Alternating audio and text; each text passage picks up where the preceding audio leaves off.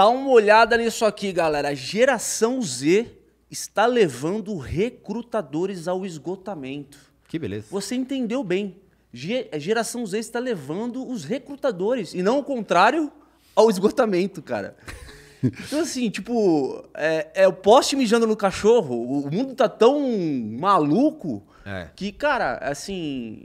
E aí a matéria fala sobre pressão pelos recrutadores de bater meta, sendo que o índice de turnover, né, que a gente chama de... Quando as pessoas saem da empresa, fica um pouco, né, preenchem vagas e saem com 1 mês, 2 meses, afeta as métricas lá do RH, e os caras eles estão ficando assim desnorteados com o que está acontecendo no mercado. Caramba, cara. E aí, mas... Assim, a gente recebeu há pouco tempo aqui recrutadores, né? O Júlio Bonhooker foi um, né? Que a gente conversou ali e tudo mais. Eu não vejo essa galera... Como que pode entrar em burnout por conta dessa geração? Assim, não consegue contratar, talvez? Tá perdendo, tá toda hora tendo que contratar e ocupar espaço. O que é isso? Sabe o que eu lembro? Eu acho que tem alguns efeitos que a gente pode comentar aí. Mas fala aí, Diego. Depois eu acho que a gente pode começar por um. Vocês lembram E de novo, né? O gênio do Murilo Gun, quando ele fez aquele vídeo sobre entrevista de emprego. Lá atrás, no começo do Murilo Gun, ele fez um vídeo super caseiro, assim. Verdade. Onde ele fala exatamente disso. Entra um cara, todo coxinha, assim, se candidatando a uma vaga. Ele entrevista a empresa, né? E aí o recrutador tá puta estressado, cansado, suado, sujo. E o entrevistado fazendo uma série de exigências e o recrutador falando, meu, puta, isso aqui a gente não vai poder. O Murilo Gun fala assim, como que você, empresa, vai contribuir pra minha carreira? Tipo, é uma das perguntas. Exatamente, Exato. Que você vai agregar, então né? ele já, meio que... Mas vamos lá, eu acho assim, ó, vamos primeiro aos contatos, né? Eu acho que num país que passa fome, muitas pessoas, pessoas qualificadas têm emprego. As pessoas que estão mais qualificadas, elas conseguem encontrar com mais facilidade, né? Tem emprego. Não vou falar que não tem um desemprego grande, mas a AGI, em geral tem um é monte de isso. problema. Tanto que, óbvio, se a pessoa está saindo para ir para outra empresa, é porque esses empregos estão aí correndo. Existe talvez um grupo que está sempre em transição, né? Ele tá... Todos os meses sai alguém de uma empresa, entra em outras, então tem um grupo que está em transição. Eu acho que tem um fator que piora isso, que é o fator de inflação. As empresas que não acompanham a inflação no salário das pessoas, porque aquilo, para contratar, elas te põem no alto da curva. Aí depois fica 2 anos, 3 anos sem aumentar. Então, já tem gente que começa depois de 2 anos, porque entrou numa curva acelerada e começou a ver que não foi promovido, ou enfim, não está tendo algumas coisas, começa a buscar outras empresas. Esse é um fator. Hoje nós temos o fator da volta da pandemia, né? Então tem muitas pessoas tendo a opção ou vendo que, cara, não funciona para mim ou um modelo ou outro. E os dois lados também estão ativos nessa moeda. As pessoas que querem voltar para o escritório desesperadamente e as pessoas que querem apenas um emprego se for home office. E acho que o terceiro fator é esse fator mais cultural da geração Z, de fato de ter Isso quer dizer um mimimi louco? Não acho, cara, porque esse mimimi louco, a gente fala de escolhas de vida. Acho que você não pode, tipo... Mimimi louco. Não, o que é mimimi louco pra mim? Tem a ver com essa questão do imediatismo. Tem. Mas acho que, assim, o mimimi louco seria, tipo, quando a pessoa, ela... É a primeira barreira, aquele que quer tudo, mas não quer fazer nada. Sim. Nesse caso, o recrutamento e a geração Z, em geral, a pessoa fala assim, não quero. Tá diferente um pouquinho. Não necessariamente. Não necessariamente, mas esses que estão deixando os caras loucos também é porque falam, não quero mais fazer isso, a hora extra eu não tô nem aí, tô cagando, tem a reunião na segunda-feira. Você começa a ter um foco em vida maior do que no trabalho. Uma demonização do trabalho, a gente pode dizer assim. E isso, de fato, é complexo. Porque aquilo, no final do dia, se você não tem uma liberdade financeira garantida, você tem que pagar a conta. Sim.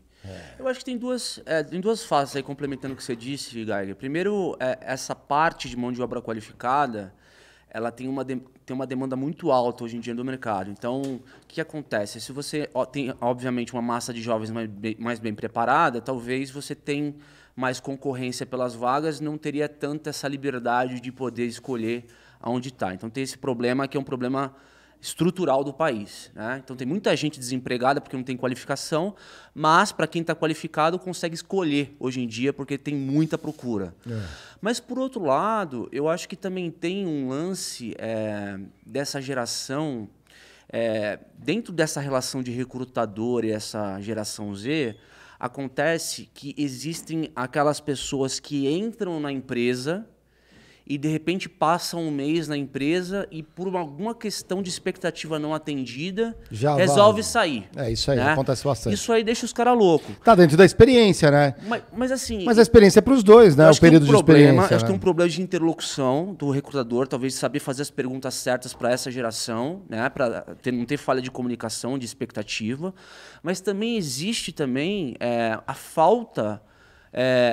do valor à experiência, entendeu? Porque nem sempre, no começo da jornada, no começo de uma carreira, as coisas vão ser do jeito que a gente imaginava. Mas será que a galera não chega pensando assim, quero ser já diretor? Tem disso, é isso que eu tô falando. Porra, falta um pouco mais... Mas você não pensava isso há 20 anos atrás? Mas eu sabia que eu ia passar por algumas etapas, né? Talvez. Quando eu entrevistar, eu acho que eu era um pouco mais consciente. Por quê? Quando eu cheguei na carreira de gerente, que eu entrevistava muita gente, estagiários, por exemplo, que entravam e falavam essas asneiras, assim, eu quero em 2 anos ser diretor. Pô, amigo, então aqui eu não posso te dar o trabalho, porque se é teu sonho é que eu não vou conseguir realizar. Vamos jogar limpo. Sim. Mas talvez 10 anos ralando legal, se for muito genial... Aí você pergunta, é genial? A pessoa, sou genial. Não, mas né? Mário, não é nem isso. O Juliano veio aqui e falou disso, cara. Tem moleque que entra no mercado hoje querendo sentar na cadeira de diretor, velho. Assim, Então, mas aí, pra mim, eu acho que é... Querer é uma... Não, mas... Tudo bem, a gana, tudo bem. Aí vê que precisa, que demora, que as coisas não acontecem da noite pro dia, o cara sai do emprego e tenta e fica quicando de galho em Mas isso é galho. um comportamento humano. Hã? Quer pegar outro exemplo? Hoje tá mais, velho. Quer pegar um exemplo? Minha impressão, tá? Não, o que eu não acho que é tão mais é porque que cresceu muito? Coach. Coach. Cresceu muito várias linhas gosto acessórias desse para nome. pessoas. Então, opções de nômade digital, opções de empresarial. O empreendedorismo subiu muito. Há 20 anos atrás, você tinha 100 mil pessoas na bolsa, hoje você tem 3 milhões. Tá, não é todo mundo, mas vamos pegar que tem aí 10 mil pessoas que conseguiram viver o seu dia a dia só com o mercado financeiro, por exemplo. Então, você tá abrindo as opções para as pessoas, mas no final, tem muita gente que tem aquela relação que igual o médico. Doutor, eu quero emagrecer. Então tá, tem academia, parar de comer e tal coisa. Que é igual assim, eu quero ser diretor. Tá, você tem que saber inglês, evoluir no modelo P&G. Ter pelo menos 3 business units diferentes no seu portfólio. Gosto de você. GBS, GBU, MDO. Você tem que ter 2 passagens por um país, o seu país de origem e um país fora. Legal. E essas são as regras. Você fala assim, não, eu vou no outro médico que vai me dar uma pílula que eu tomo de noite e eu emagreço. Exatamente. E aí você coloca um monte de gente acreditando nisso por um tempo. A cultura custa caro com o tempo. Tanto que a P&G, e por isso que já era um caso especial lá no passado, cada vez mais se torna mais referência ainda, porque, quase 200 anos e a maioria, para não falar 100%, 90% das pessoas que estão na liderança lá, começaram estagiários. Eu fui uma exceção, mas contratei muito estagiário que hoje se deu muito bem, seguindo os princípios ali. Ó. O mano que a gente tá começando a se deparar com umas notícias que a gente nem imaginava que ia ler há algum tempo atrás. Essa é a verdade. Né? Então, o mercado tá muito foda. Tá muito Não, isso é... Agora sim, vamos ter empatia com os recrutadores.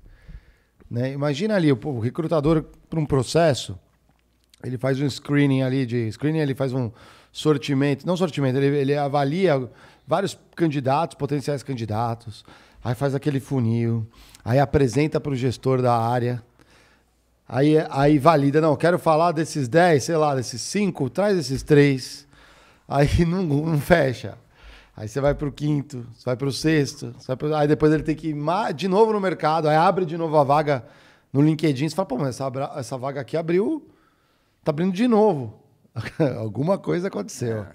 E às vezes alguma coisa também tem de errado. Será que a empresa não tem alguma coisa defasada com o mercado? O salário não está compatível, os benefícios ficaram para trás, a pandemia pode ter estrangulado a empresa, ela não consegue oferecer uma coisa diferenciada como novas empresas estão oferecendo, as empresas que se prepararam melhor. Então, assim, vale pensar, se você é recrutador, se o problema às vezes está muito mais interno na empresa, se adaptar a algumas mudanças, né, a posição para aquela área, né, fazer o estudo correto de quanto vale aquele profissional hoje no mercado, do que, né, porque assim, e eu entendo, é muito difícil, às vezes tem gestor que chega para um recrutador e fala assim, ó, a posição é essa, precisa fazer isso, e o salário é esse. Aí o recrutador fala, meu amigo, por esse salário aqui, sei lá, tem que contratar um coordenador. Ele fala, não consigo contratar um júnior. Tem isso, mostrar a realidade. Ah, mas o cara que saiu ganhava menos, meu amigo. Ele saiu justamente por isso, porque o salário dele estava defasado, ele achou uma oportunidade melhor, e eu não vou conseguir repor pelo meu salário. E é curioso, porque às vezes você sai de uma empresa, aí a pessoa que entra nessa empresa, no seu lugar, está ganhando mais que você ganhava. Mas não é porque ele merece e tudo mais, é porque o seu salário, amiguinho, amiguinha, estava defasado com o mercado. Defasado, exatamente. Acontece muito isso. Acontece. Não, mas o ponto é, a forma de recrutar, eu acredito que ela possa estar mudando porque o mercado está mudando. Mas o que eu acho que é importante é o seguinte, não é com pelo menos o teor da notícia, não é com um recrutador ou com 10 recrutadores. Me parece que é uma questão sistêmica ali foi de mercado. Então, alguma coisa está acontecendo que está realmente dando ruim, entendeu? Quando a gente olha as grandes empresas aí, o buraco é mais embaixo ali, né? Como se preparar para isso agora? Não tem solução rápida. Mas uma coisa que eu acho que acontece também, eu não sei o efeito disso prático, eu preciso ver um estudo para poder ter uma ideia melhor. Mas eu vi um vídeo hoje que era um exemplo de um cara se vestindo de mexicano, acho. Não sei quem postou. Eu vi alguém postou. E aí ele perguntava para pessoas na rua se a vestimenta que ele tava, ela era ofensiva. E aí... Isso nos Estados Unidos, né? Obviamente, né? E aí negros, brancos, várias pessoas diversas, quando olhavam para aquela caracterização do mexicano, falavam assim, não, acho muito ofensivo. Aí, mas por quê? Aí a pessoa faz uma pergunta, você é mexicano? Aí a pessoa, não. Então é ofensivo. Aí beleza. Então todo mundo tava falando que aquilo era ofensivo. Aí ele pegou igualzinho como ele estava falando, para as pessoas falando que era ofensivo, e foi numa comunidade mexicana. Como se a gente fosse aqui no Chinatown, aqui ou na Liberdade, ou enfim. Caracterizado do modo como as pessoas são. Mais folclórico, talvez, sabe? Tipo aquele bigodão, o chapeleiro. E ele fazia a mesma pergunta. Você acha essa vestimenta ofensiva? E os caras falaram assim, não, achei legal. Pô, tá da hora. Então, acho que também tem um pouco disso que está acontecendo no trabalho, que é as pessoas meio que se preocuparem ou achar ofensivo coisas que não são delas necessariamente. Não estou falando com a parte cultural, mas, por exemplo, te pedi um relatório, por exemplo, no final de semana. Em vez de você falar assim, olha, final de semana não trabalho, a pessoa fala assim, cara, eu te mandei, mas pode responder segunda. Resolvi com um diálogo, tem uma dor, diálogo, resolveu. O que acontece hoje em dia preciso que você faça esse negócio no final de semana. Mandei um e-mail no final de semana. Mandei um e-mail no final de semana. Nem falei, me mande agora, nada. Meu chefe está mandando e-mail no fim de semana. A pessoa pega, ela vai no Twitter e posta. Nossa, que empresa tóxica, trabalhando no final de semana. Você viu aquelas que foram processar lá, as meninas também processaram o negócio? E aí? São coisas assim. Mas aí eu entendo o que você está falando. Mas olha lá. Olha lá o cuidado. Mas será que não falta diálogo? Esse é o meu ponto. Sim, não falta diálogo? Eu concordo 200% com você, André.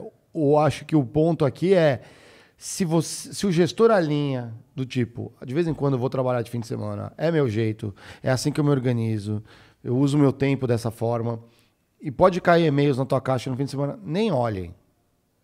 É uma coisa. Outra coisa, você não combina muito a regra do jogo e manda... Pô, galera... Se você não combina a regra do jogo, né? É o problema. Você recebe WhatsApp, e-mail no fim de semana, aquela coisa. Então gera a sensação de que eu deveria estar trabalhando porque meu chefe está trabalhando, porque você segue uma linha tênue entre chefe e líder. Então, às vezes, ele é Sim. ocupando uma posição às vezes, de liderança e pode, pelo lado de te inspirar ou pelo lado de síndrome de Estocolmo, que você tem que trabalhar para esses malucos que tem por aí, para essas malucas que tem, existe isso. Existe. É só combinar a regra do jogo. Você fala assim, eu falo assim, ó, se eu te mandar um e-mail ou um WhatsApp no fim de semana, nem lê. Bia, você recebeu no fim de semana, a não sei que seja. Eu te ligo, mas não precisa. Não se preocupe. É, o que eu falo. Eu brinco, Não né? funciona. Às vezes tem umas ideias 2 da manhã, eu mando pra Bia, falo assim, Bia, isso aqui, mas não faz resolve. Espero que você esteja acordada, né?